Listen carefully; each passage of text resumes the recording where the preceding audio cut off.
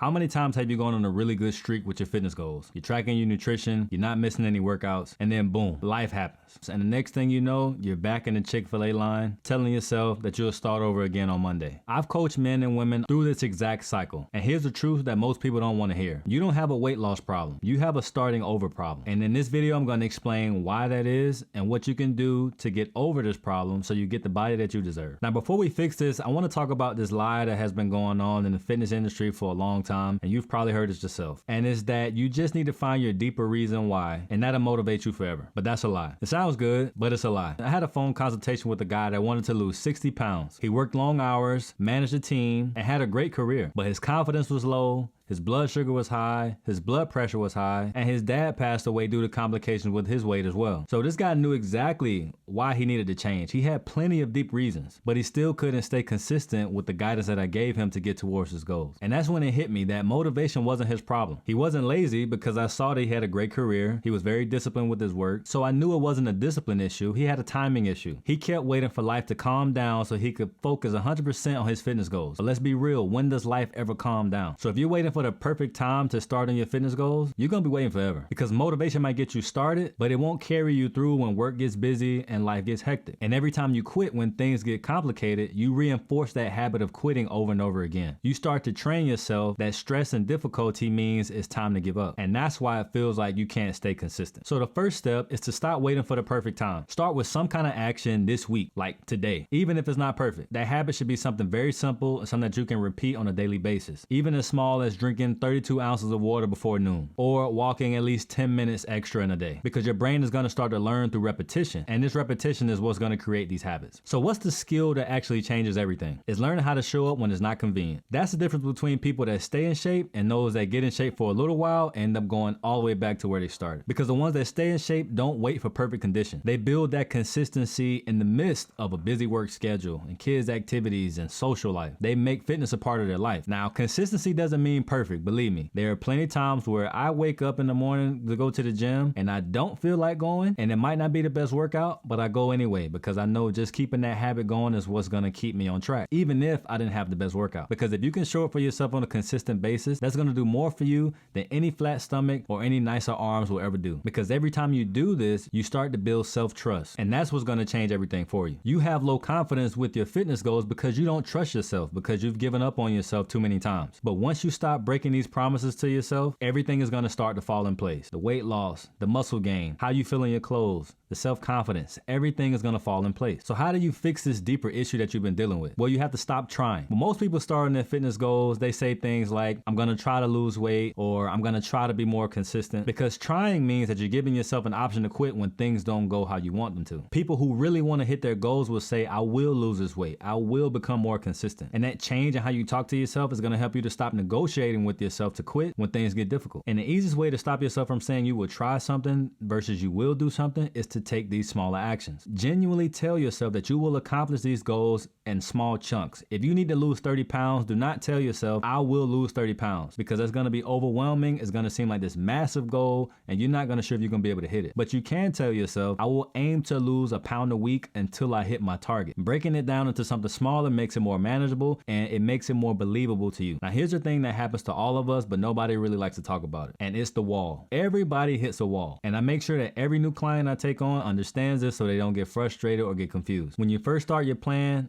you're killing it. You lose 10 pounds, your clothes are fitting better, you're on point with your nutrition, you haven't missed a workout, everything is going perfectly. Then all of a sudden the scale stops moving. Your workouts feel harder, you feel more tired, you're lacking the motivation and the drive to be careful with your nutrition and to be more mindful of your activity level. And then you tell yourself, maybe this plan just isn't working anymore. But that wall that you hit is not failure. That's the process of your body adapting to your new habits. And you're learning how to manage real life with real complications to your fitness goals. And unfortunately, this is where most people quit, but this is also where the real growth starts to begin. Think about it like lifting weights. Your muscles only grow if they're being challenged. Well, the same thing goes for your patience, your consistency, and your mindset. You have to push through the wall to get towards your goal. So when you hit that wall, don't give up on your plan immediately. Give it 2 to 3 weeks, continuing to do the same things that you did before. If you got a little bit relaxed, got a little bit lazy on the things you were doing, go back to every everything that you were doing to get that initial progress, and you will start to see progress again. Now, if you don't get stuck at the wall, you may get stuck at this trap, and I see it happen all the time. Most people think if I just find the right plan, everything will be easy. So they start plan hopping. They do keto, they do intermittent fasting, they do 75 hard, they do boot camps and spin classes and all these different things. They're not searching for better results. What they're actually searching for is less discomfort. But the truth is that there's no easy version of growth.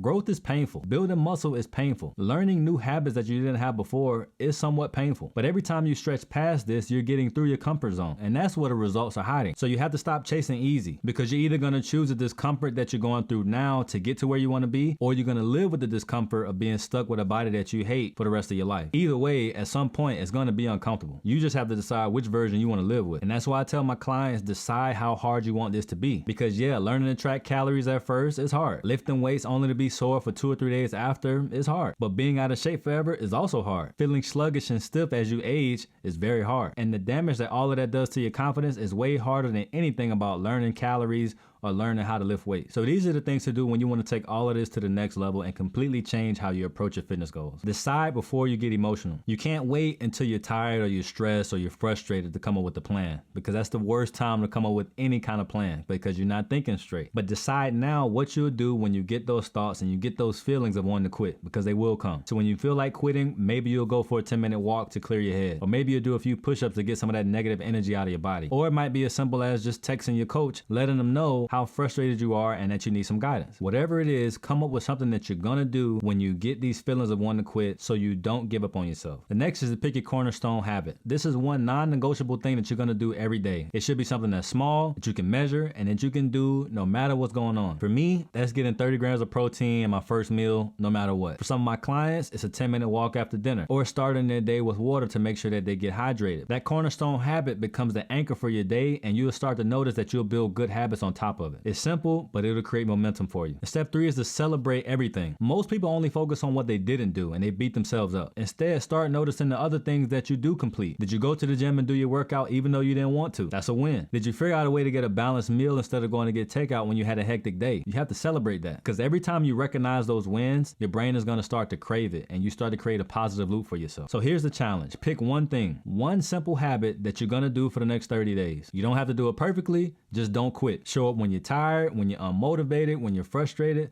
but just keep showing up for yourself. Because if you can build a habit to show up for yourself when you don't feel like it, you're not only going to change your body, but you're going to change the rest of your life. And if you need help getting a plan that's tailored towards you, especially coming from someone that has kids, that has a lot of responsibilities and activities, that's exactly what I help my clients with inside my program. So for more information, click the link in the description. But check out this next video to make sure you're not making some key mistakes after 5 p.m. that are keeping you stuck.